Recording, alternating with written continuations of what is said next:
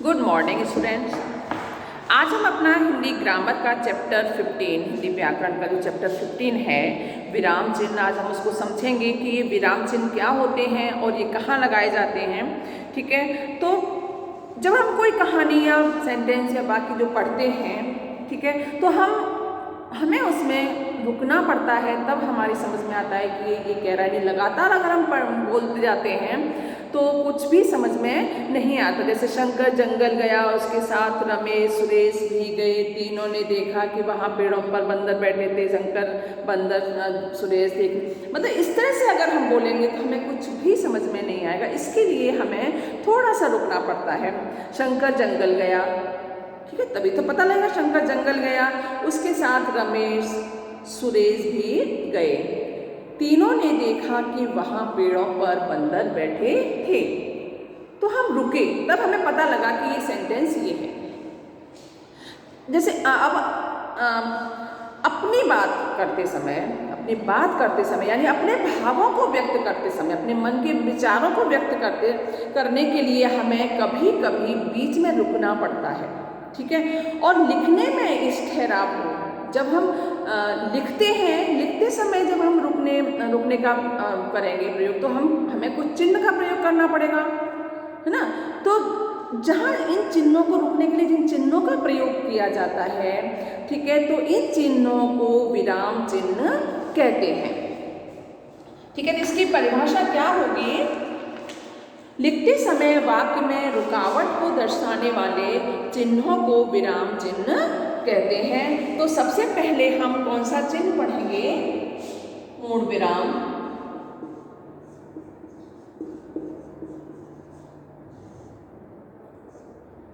ठीक है, पूर्ण विराम का चिन्ह ये होता है, वाक्य की समाप्ति पर लंबे समय तक विराम लेना पड़ता है। जब वाक्य हमारा समाप्त हो जाता है, वाक्य पूरा हो जाता है, तो हमें क्या करना पड़ता है? रुकना पड़ता है, काफी टाइम तक रुकना पड़ता है। अतः इसे पूर्ण विराम कहते हैं। ठीक है, पूर्ण विराम का प्रयोग वाक्य के अंत में होता है, जैसे वह खेलता है। तो हमने लास्ट में किया इसका पूर्ण विराम का प्रयोग। तो पूर्ण विराम का प्रयोग हमेशा अंत में ही होता है। जब हमारा वाक्य पूरा हो जाता है तब पूर्ण विराम होता है। नेक्स्ट है हमारा अर्ध विराम।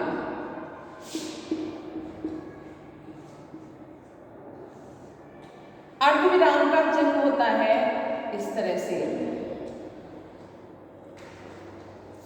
जहां पूर्ण विराम से कुछ कम, जो पूर्ण विराम होता है उससे थोड़ा सा कम, और अल्प विराम, एक अल्प विराम भी है, आगे पढ़ेंगे, उससे कुछ अधिक रुकना पड़े। पूर्ण विराम से तो कम रुकना पड़े और अल्प विराम से थोड़ा ज्यादा रुकना पड़े, तो वहां किस चिन्ह का प्रयोग किया जाता है? अर्ध विराम का प्रयोग किया जाता है। जैसे रात का समय था,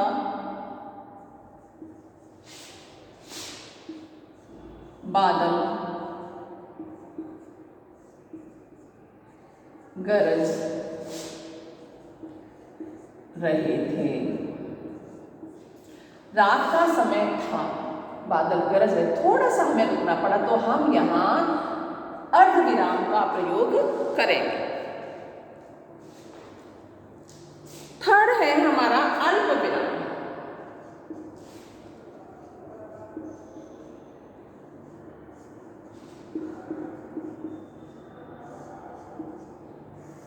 कौन सा? अल्प विराम।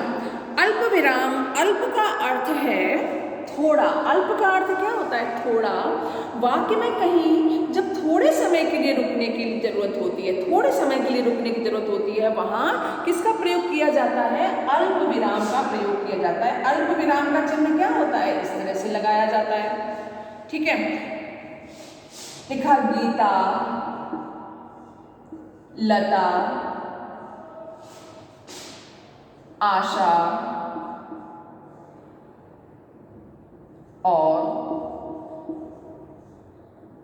सीता दोस्त हैं। लास्ट में तो हम विराम, पूर्ण विराम लगाएंगे। बोला है मैंने, हर वाक्य के अंत में लगाया जाता है।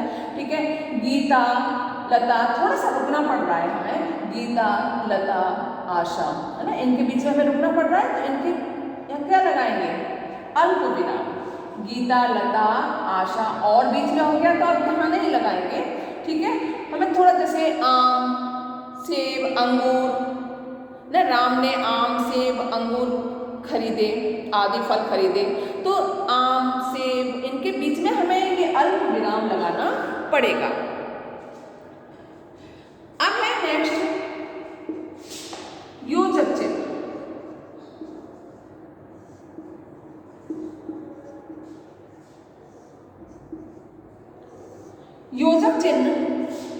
योजक चिन्ह कैसे लगाया जाता है, जो ऐसे लाइन खींचती है उसको हम क्या कहते हैं, योजक चिन्ह कहते हैं। योजक यानी जोड़ना।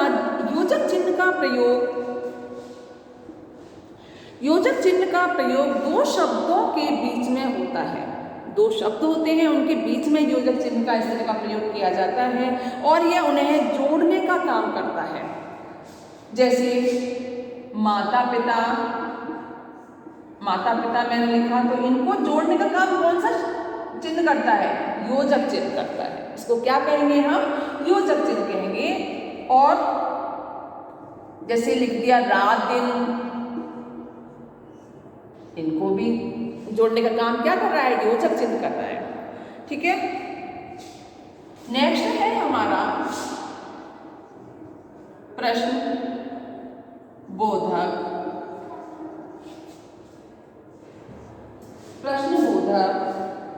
चिन्ह। प्रश्नबोधक चिन्ह ये आप सभी जानते होंगे। प्रश्नबोधक चिन्ह इसको बोलते हैं, क्वेश्चन मार्क को, है ना। प्रश्नबोधक चिन्ह, जिस वाक्य में कोई प्रश्न पूछा जाए तो उसके अंत में प्रश्नबोधक चिन्ह का प्रयोग करते हैं। जैसे तुम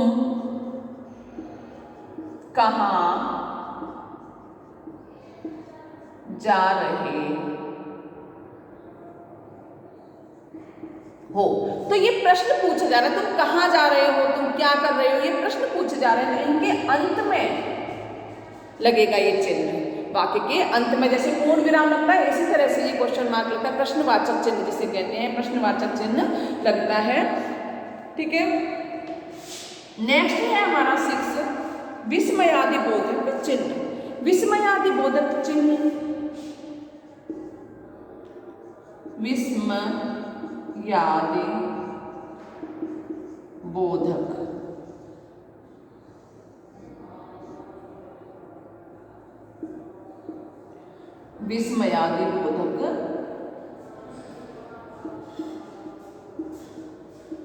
चिन्ह। विस्मयादि बोधक चिन्ह जिन वाक्यों में आश्चर्य, घृणा या सुख या दुख के भाव प्रकट होते हैं, जिसमें आश्चर्य, है ना, घृणा, सुख या दुख के भाव प्रकट होते हों, वहाँ विस्मयादि बोधक चिन्हों का प्रयोग करते हैं। विस्मयादि बोधक चिन्ह इस तरह से लगाया जाता है, जैसे अरे ना, अरे ये क्या हो गया, तो अरे के बाद लगाया गया, सेंटेंस के स्टार्टिंग में 있고 लगा दिया जाता है ना। ओह कितनी गर्मी है, जैसे मैंने लिखा ओह कितनी गर्मी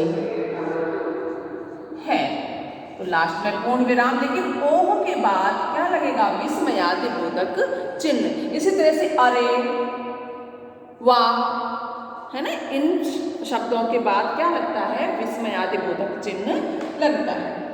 7 है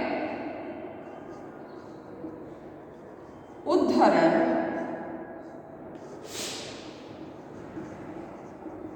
चिन्ह।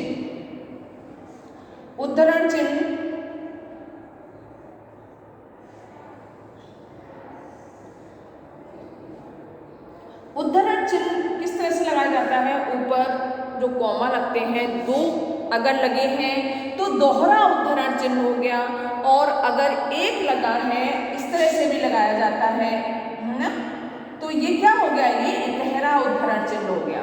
ठीक है, दो होते हैं तो दोहरा उद्धरण चिन्ह हो गया, एक होता है तो इकहरा उद्धरण चिन्ह हो गया। अब दो कहाँ लगाए जाते हैं? जब हम दूसरों किसी की बात को ज्यों के त्यों लिखने के लिए हमें किसका प्रयोग करना पड़ता है? दोहरा उद्धरण चिन्ह का प्रयोग करना पड़ता है ना। जब हम किसी की बात को, जैसे माँ राम ने कहा,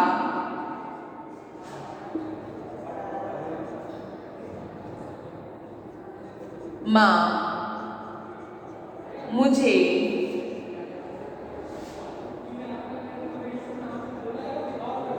भूख लगी है। राम ने कहा यानी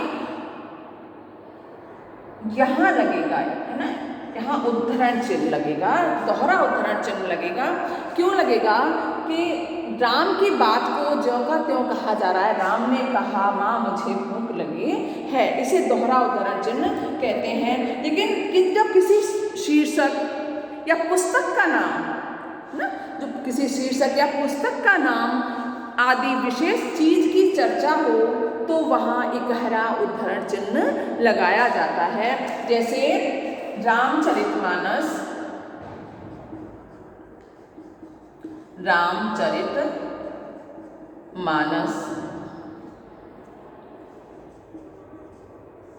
एक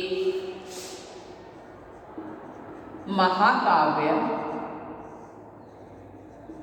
है। तो रामचरितमानस जो है उस पर हम क्या करेंगे? इकहरा उद्धरण चिन्ह लगाएंगे कि ये क्या है? एक महाकाव्य है, किसी विशेष पुस्तक का या किसी, है ना, विशेष चीज की जो चर्चा होती है तब हम क्या करते हैं? यहाँ इकहरा उद्धरण चिन्ह लगाते हैं। अब हमारा लास्ट है कोष्टक। कोष्टक चिन्ह